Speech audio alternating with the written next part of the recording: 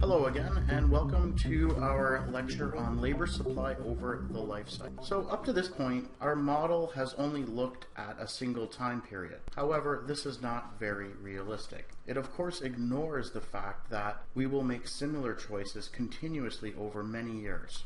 Consumption and leisure decisions are not just made in a single period, but made over the entire working life. And an important aspect of our decisions that are not captured in the model that we just looked at is the fact that we could trade some leisure today for more consumption in the future. So for example, a person could devote a great deal of time working today. Perhaps they could work their full-time job and then additionally work in the evenings. So they would be giving up a lot of leisure, and they would be doing this to be able to have more earnings in the future to consume more. So the model we've been looking at up till now doesn't incorporate this. Now we're going to look at a model that does. Let's look at the life cycle path of wages and hours worked for a typical person. Okay, there's a great deal of evidence that suggests that the typical worker's age earnings profile looks like this. At first, it's very steep, and then it tapers off and then even falls in older age. So workers' wages tend to be low when they're relatively young, and they rise as the worker ages. These peak at about age 50, and the wage rate tends to remain stable or even decline after age 50. The changes in wages over the life cycle are called evolutionary wage changes that alter the price of leisure. And as I mentioned, they're relatively low for younger and older workers, and they're highest for workers in their prime age working years. Now, there's some theoretical issues related to these types of wages. Consider how a worker's labor supply would respond to wage changes that occur over the life cycle if a person will work more hours when wages. So there are some theoretical issues related to evolutionary wages. Consider how a person's labor supply would respond to different wages that occur over the life cycle. A person will tend to work more hours when wages are higher. This is a substitution effect, and this is when the substitution effect dominates the income effect. The profile of hours of work over the life cycle will have the same shape then as the earnings profile. So the intertemporal substitution hypothesis is that people substitute time over the life cycle to take advantage of changes in the price of leisure. So when you are young and your wage is higher, then you work more. When your wage is lower, you would work less. So for example, when you're a teenager, your wages are very low, so you don't work as much and you're in school. When you're older, over 50, according to those age earnings profiles, if your wages are lower, then you would want to work less. You would want to work the most when you get the highest return to your labor. So this would suggest that the wage rate with respect to age is very similar to the hours of work with respect to age. If your wages are higher, you would put more hours of work into the labor force. So this implication is very different from our earlier models. In our earlier models, we suggested that wage changes generate both an income and substitution effect, and that there's a negative relationship between wages and hours worked if the income effect is greater than the substitution effect. The important difference between these models is that they mean very different things when it comes to a wage change. In a one-period model, we're just focused on that model, and so when the wage changes, the worker's opportunity set also changes, and it creates an income effect that increases the demand for leisure. So in the single period model, when you have, for example, a wage increase, well, that's unexpected, and your income is going to unexpectedly be higher. So your opportunity set is higher, and so you have both effects. You have the fact that a higher wage gives you more earnings, and so according to the substitution effect, you would work more, but at the same time, you have this unexpected income and you would work less. But what we're saying in this life cycle model, an evolutionary wage change is only going to have a substitution effect. Okay? because we're forward looking, and we're thinking that this person would already know their total lifetime income in that model. So when we're thinking about increasing our hours worked due to the wage over the life cycle, we've already incorporated the higher income. So it's not an unexpected increase in income, it would be expected. And so in this model, the evolutionary wage change, when we're thinking of the evolutionary wage change, we're only thinking of the substitution effect. Suppose we were to compare two workers, say Joe and Jack, and they have different profiles. So Joe's wage exceeds Jack's wage at every age. And I'll show you a diagram of these in a moment, but you can imagine that the profile for Joe would be above that for Jack's. So the difference in the hours of work between these two workers would be affected by both income and substitution effects. So what we're getting at here is that for a single person, an evolutionary wage change, there's only a substitution effect, not an income effect. But if we're comparing the wages that two different people can get over their lifetime, then we would have an income and substitution effect. So both Joe and Jack would work more hours when wages are high. However, it's unclear which worker would allocate more hours to the labor market. So it's not true that we can say unambiguously that Jack's hours of work profile will be below that of Joe's. Even though Joe has a higher wage and finds leisure to be very expensive commodity, he also has higher lifetime income, okay, and will want to consume more leisure. The difference in the level of the two profiles therefore generates an income effect. If these income effects are sufficiently strong, Joe's profile will lie below Jack's. And if the substitution effects dominates, Joe's profile will lie above Jack's. So this is a diagram. So we have Joe's wage exceeds Jack's wage at every level. Okay. And now we're thinking of hours of work.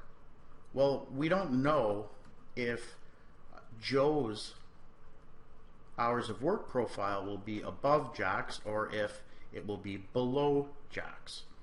Okay, because the difference in the two profiles, there's built in there the income effect as well, and that each person would have different preferences and react differently to that.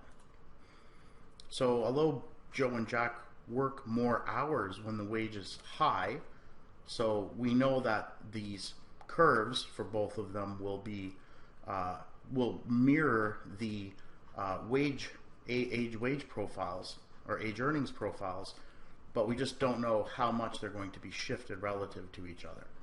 Okay, so it's possible that Joe, because because may really like leisure, okay, and so he may decide not to work as much hours worked over his whole life, and that's if the income effect dominates the substitution effect for him. But it could be the other way around, that Joe really is he doesn't like leisure. His preferences are such that the substitution effect would dominate the income effect, and then his curve would be above that of Jack's. Okay, so now let's talk about participation. So up to now we talked about hours worked, but if someone's not in the labor force, we're interested in maybe what it could take to get them into the labor force and participate. So the life cycle approach that we're looking at would also suggest a link between wages and the labor force participation rates. And we saw earlier that this decision depends on the reservation wage, that threshold which needs to be passed to entice a person to work. A worker would compare the reservation and market wage in each period, and suppose initially that the reservation wage is roughly constant over time.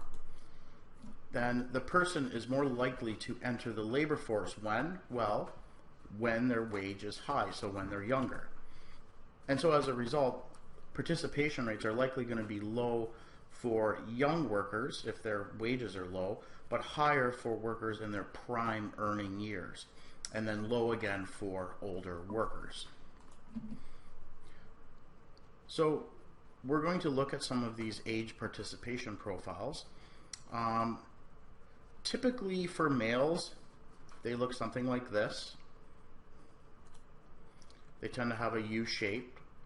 So, you know, they're similar to the hours worked profiles. The hours worked profile.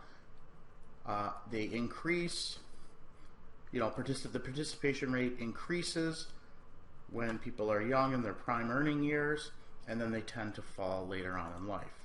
For females, we have a little bit different of a situation. Generally, the participation rate of females is below that of men's, but there's this dip in the profile, of course, that's related to child rearing. These are age participation profiles for the US in 2013, and you know, these are what we would expect given what we just said in the last slide. They increase for males, and participation tends to be the highest when the wages are the highest, so in their prime earning years, and then it falls as the individuals get older.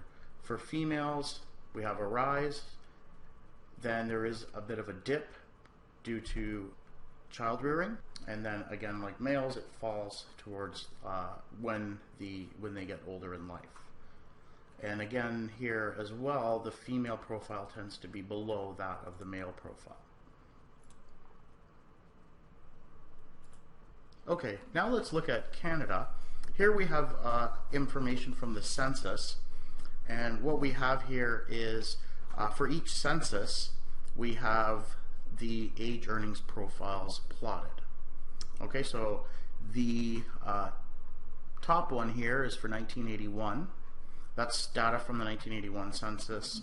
The one closely following it, if you see this one right here, this one is for 1971, and then these two here are more recent for 1991 and 2001. There's nothing too exciting or unusual here. You have the typical U-shaped pattern, and we do see some evidence that in recent censuses men are retiring slightly earlier. Now if we look at women, it's a much more complex picture. Okay, so we have 4 different census years. This one here at the bottom is the 1971 census. So when we take the 1971 census and plot these age participation rate profiles, we get something that looks like this.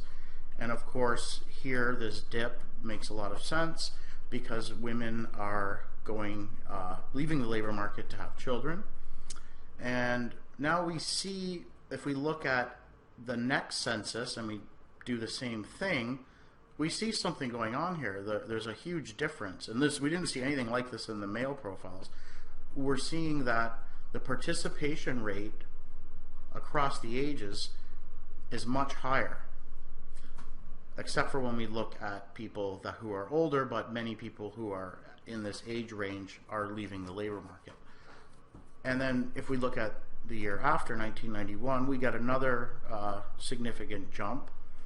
And then the last year, 2001, is becoming very similar to the year before. So we have this huge change in the 1971 and 1981 census, and slightly between the 1981 and 1991 census. So what I've done here is looked at the participation rate or the age participation rate profiles for different cohorts. So we have different census years. What we could do is follow people.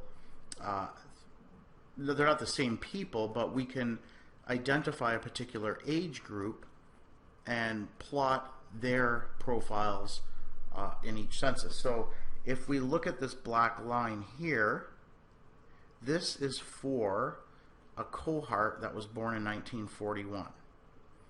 Okay, so we can see that when, for this cohort, we see that participation rate increases quite a bit up to age 50 and then falls. So we still see for this cohort, though, that those who are young, the participation rate is quite low. Now we look at those born between 1945 and 50, and when they're young, their participation rate is much higher. Okay, and then we also see that again when we look at those born in 1956 to 1960. Okay, so there's big changes across the different cohorts. So if we were to think about looking at just a single cross section, so if we were to look at 1971 and think that this is the age or participation rate, the age participation profile for women, and we wanted it to make predictions with it, we would be quite wrong. Okay, it wouldn't be so bad for males, as we saw there wasn't that much differences between census, but here there is. So for example, someone who was 25 in the 1971 census is here. This would be, so in the 1971 census, this point here is saying that women have a 60% participation rate. And then if we were to think about what would their participation rate be in 10 years, so the time of the next census, well, we would say it would be quite low. So if we think 25, we go over here, it would be somewhere around here. But if we go into the 1981 census and actually find them, that's not true. They actually had a much higher participation rate. Okay, so that's what these cohort lines are showing. So the 1971 census, the age participation rate profiles we get from that would be very poor at predicting what an actual cohort that was born in this example, they were born in 1945 to 50, would actually do. So the age participation profiles for women have not been stable. They seem maybe to have stabilized somewhat in the last few decades, but there were major changes in the last 30, 40 years. Okay, and this is highlighting the cohort that was 25 in 1971. This is the cohort that was 25 in 1981. And this is the cohort that was 30 in 1971. Okay, so we see this fanning out. So we see a strong increase in the participation rate of females across these cohorts.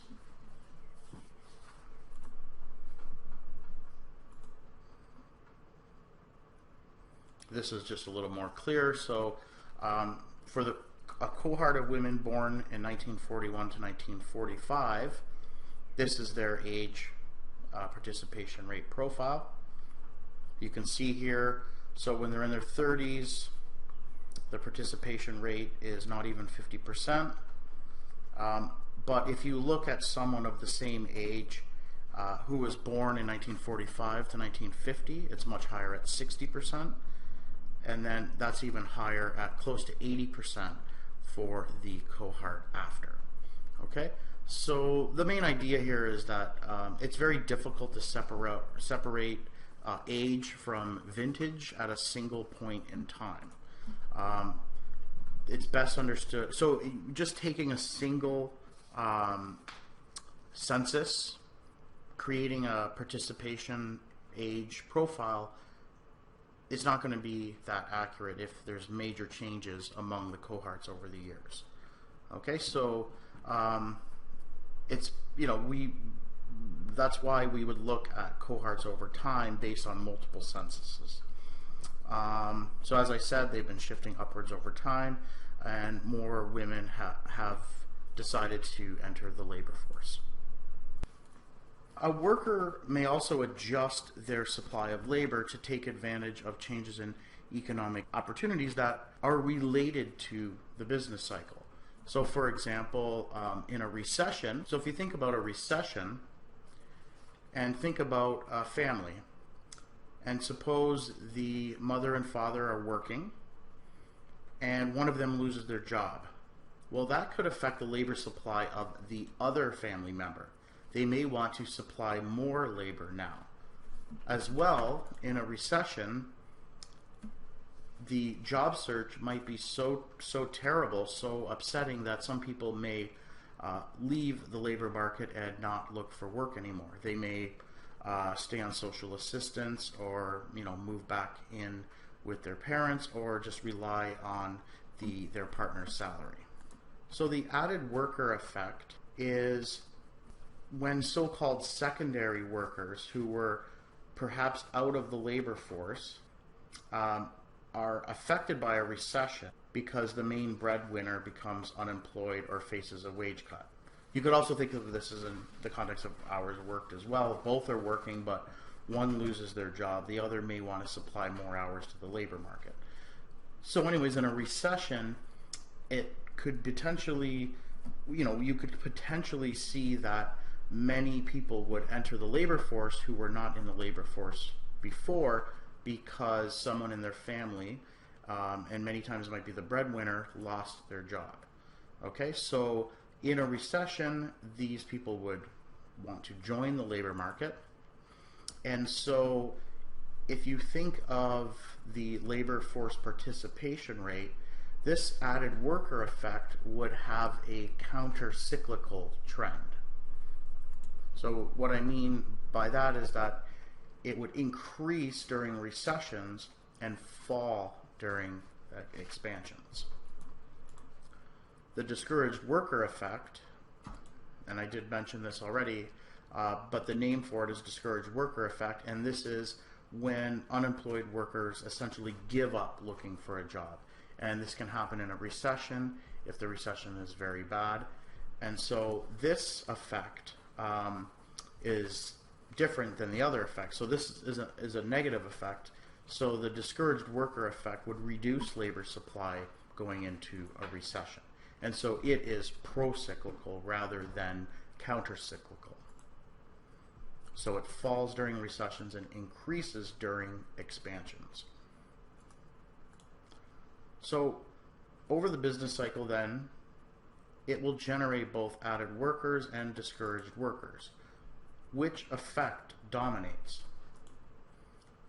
So some researchers have looked at this, and they find that there's overwhelming evidence that the correlation between labor force participation and the aggregate unemployment rate is negative. So it appears that the discouraged worker effect tends to dominate.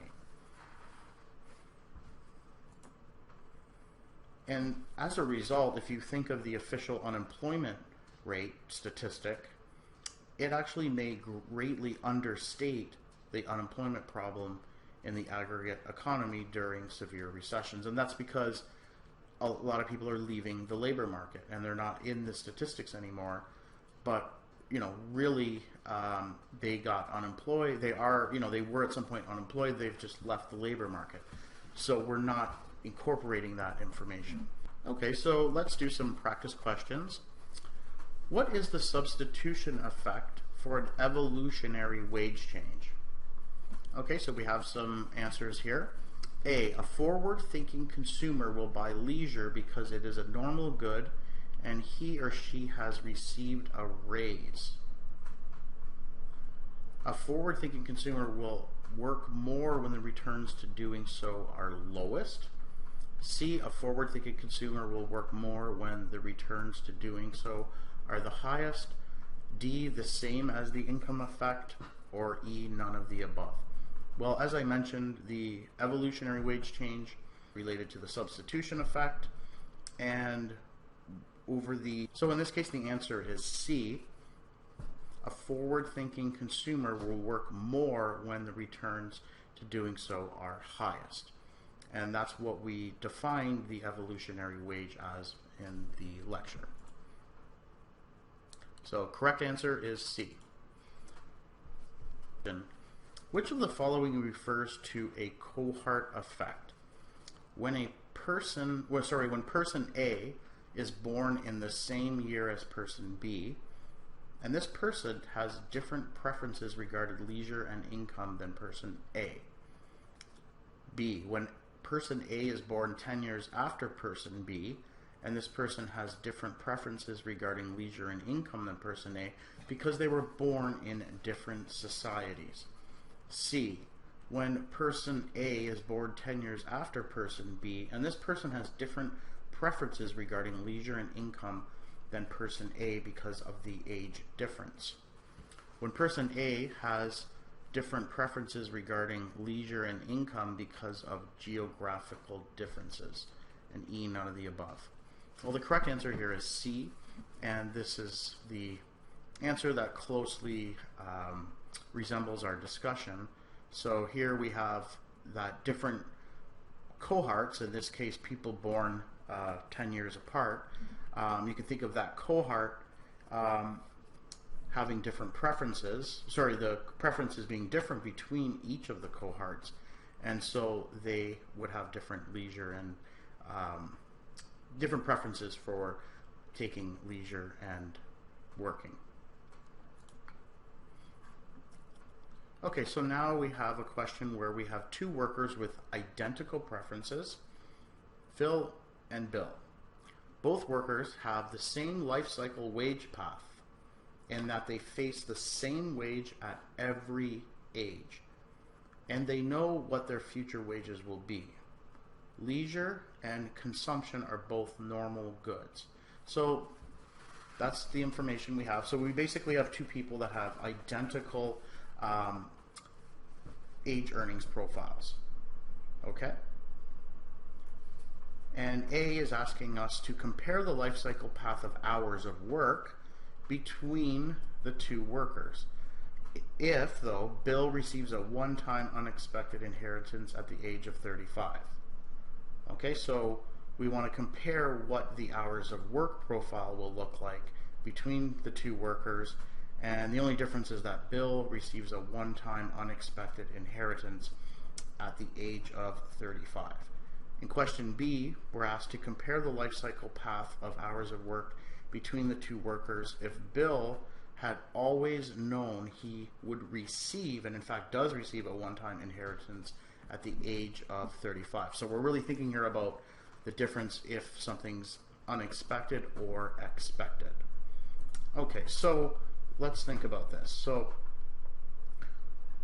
because the workers have the same life cycle wage path and the same preferences, they would obviously then, aside from this inheritance issue, would have the exact same hours of work profile. Okay, and so we see that here. So before age 35, they both would have exactly the same hours of work profile. And this is by definition, we're saying they're exactly the same, they face the same wage, they have the same preferences. So they would work the same. But at age 35, we have this issue of Bill receiving an inheritance, and it's unexpected. Okay? So with an inheritance, there's no substitution effect, right? So there's no, so it's just a pure income effect. And so in that case, we know Bill would work less. Okay, there's no change in the wage here, so the amount of hours of work related to the substitution effect wouldn't change here. And so the only thing we're left with is a pure income effect. Okay, so the inheritance provides an income effect for Bill with no substitution effect, and thus he will work fewer hours, at least not more hours, than Phil from the age of 35 forward. You know, this could be lower or higher depending on Bill's preferences for leisure and income, but it certainly won't be above. There's nothing here for him to want to work more.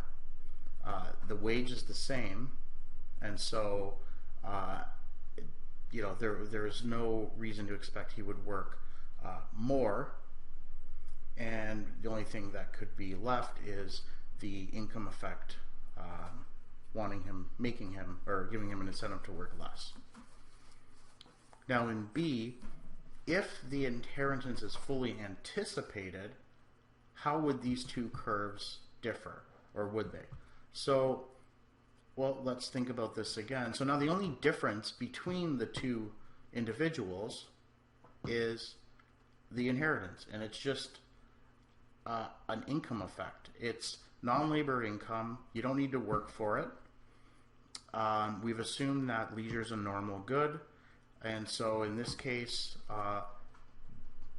Bill would work less than Phil, depending on their depending on his preference, and we can say their preferences because we said they both have the same preferences. It's just that Bill has this extra income, and so he's going to work less, but he'll work less throughout the entire profile. And it's also important to note that the two profiles will be identical, except that they're just shifted down in a parallel fashion. Well, Bill's is shifted down in a parallel fashion. So that's the only difference between the two, and that makes sense. They're both facing the same wage, and so their reaction to that would be the same. And they both have the same preferences, so we're going to have the same shape of the curve. The only thing here is that Bill has more money and he can buy leisure, and that's going to shift his profile down. Okay, so we're at the end of our lecture. Next class, we're going to switch things over and look at the demand for labor in the short run. So thank you very much, and we'll see you next time.